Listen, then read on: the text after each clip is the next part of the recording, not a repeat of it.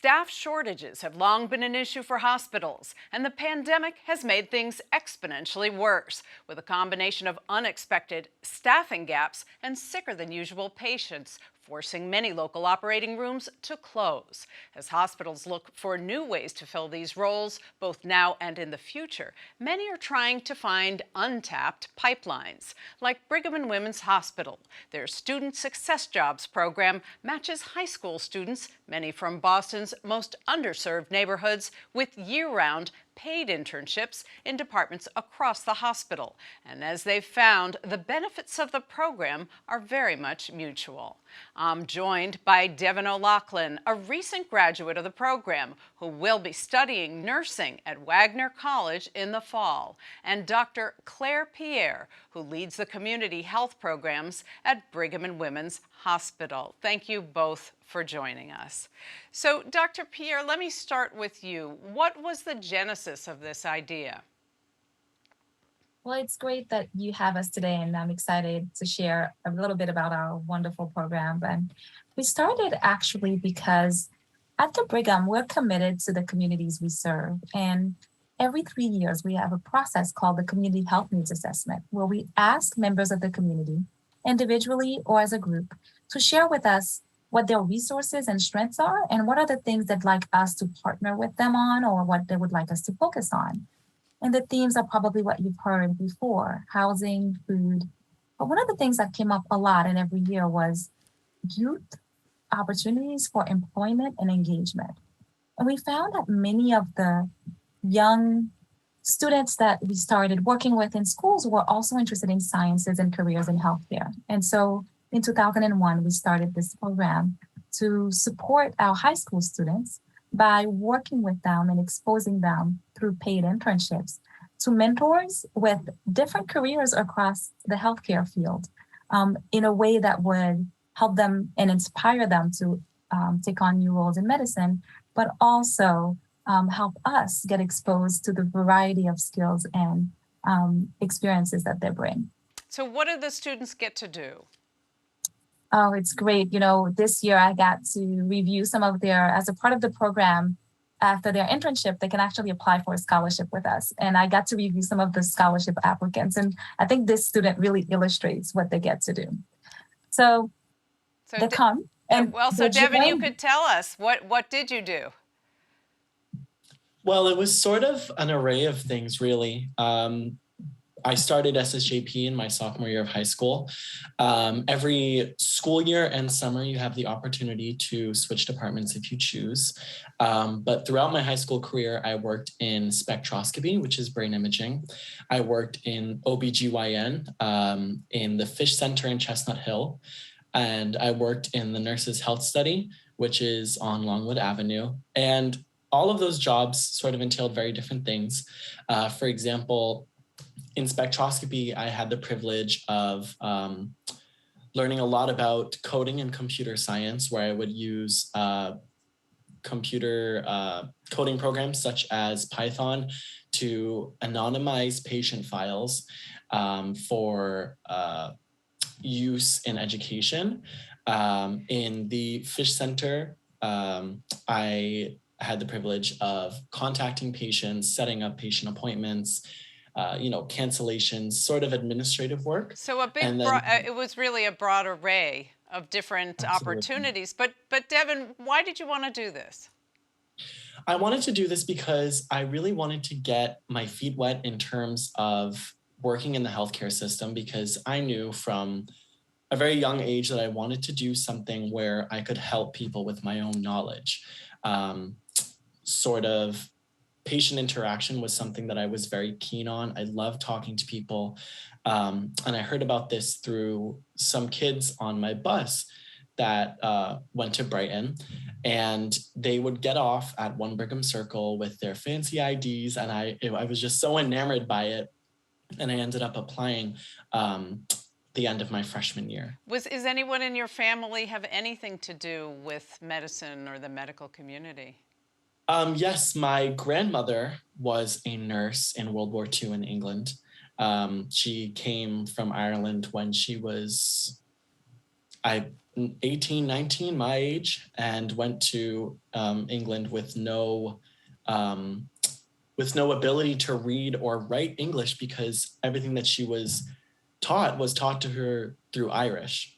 So I use her story as an inspiration. I'm guessing that would really capture the imagination of a kid, hearing about that kind Yes. of experience. Dr. Pierre, this is clearly a good way to draw in more students from underserved communities. What are some of the other paths to getting more students into medicine who are from underprivileged or students of color who are maybe underrepresented in medical fields? Are there other paths that you come across? You study health equity, you speak about health equity. Sure. So at the Brigham alone, we start very early. We expose the students to healthcare professionals through starting in elementary school. So the idea that people at the reading buddies, right? So people who start reading to you, and you can say, I know this lawyer who worked at the hospital, and you this doctor who worked at the hospital, I know a nurse who worked at the hospital. And then we go on to, in middle school, having our scientists come to the classrooms, again, modeling this idea that you can learn about sciences from a physical therapist or someone else a neurologist. And then we continue. So we realize that being exposed to the sciences has to happen pretty early, and there has to be recurring patterns, continued exposure, and an exposure that allows people to see the breadth of opportunities from research, as Devin just mentioned, to administrative roles, and all the way, of course, to clinical roles, which is what most people think about when they think of hospitals and healthcare. Now, when we think of diversity, equity, and inclusion in medicine, the path is long and the challenges are real. There are communities that have been excluded purposely, people who are neurodiverse, people with different physical abilities, women, people of color. And so what we do is through associations, through policy and advocacy, we partner with other hospitals and medical schools and nursing schools and other health professional schools to encourage more people to join medicine, but also encourage those training programs to have conscious and intentional efforts to recruit people across the US of different backgrounds. And when you're working with high school students, clearly that seems like a good idea, but it would also seem there are barriers further down the road when you look at the process of applying to medical school, even for students who are white and privileged and practice at the process. It's a high bar. So that's a world in itself, just getting into medical school, that's very difficult to break into. What has to change there? I think a few barriers are clear. One of them is that the requirements for getting into medical school are more and more competitive.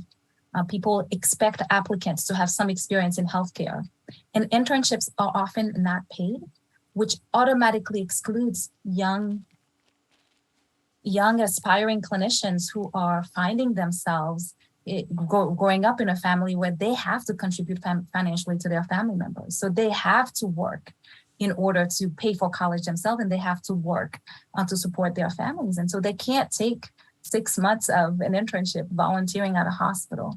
And so that's why our program is really designed to accompany students, not just through high school, we actually continue through college.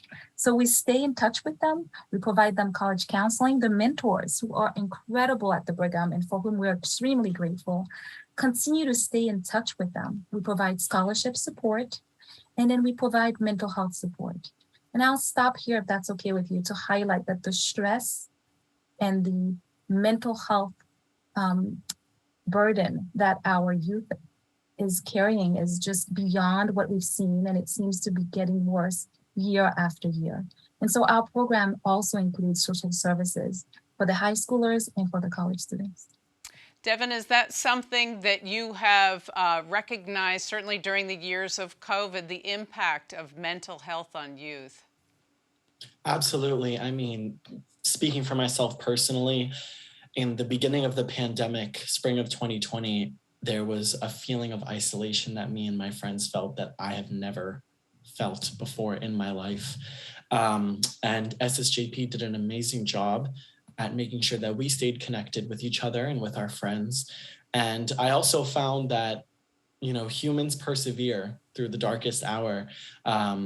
Personally, with my friends, we would, you know, FaceTime or do something over the phone pretty much all day because we are sort of yearning for this social connection between one another. Has participating in this program, Devin, given you the sense that you can participate in a greater way to help with some of these barriers down the road? Is that something that interests you? Yeah, absolutely. I mean, SSJP has constantly, you know, helped us in terms with these barriers that we're discussing. I remember shortly after the death of George Floyd, we had quite a large community gathering, which we would call a seminar. And we discussed, you know, how does this make us feel? More specifically, how does this make our students who are people of color feel? And I think that once I get my degree for nursing and I'm a practicing nurse, it gives me a lot of power to change, you know, what the discriminations that we see in healthcare. And I'm going to, you know, vow to myself that I will do everything in my power to prevent that sort of discrimination. Okay, we're going to have to leave it there. Dr. Pierre, Devin O'Loughlin, thank you very much for explaining this important program. Thank you for having us.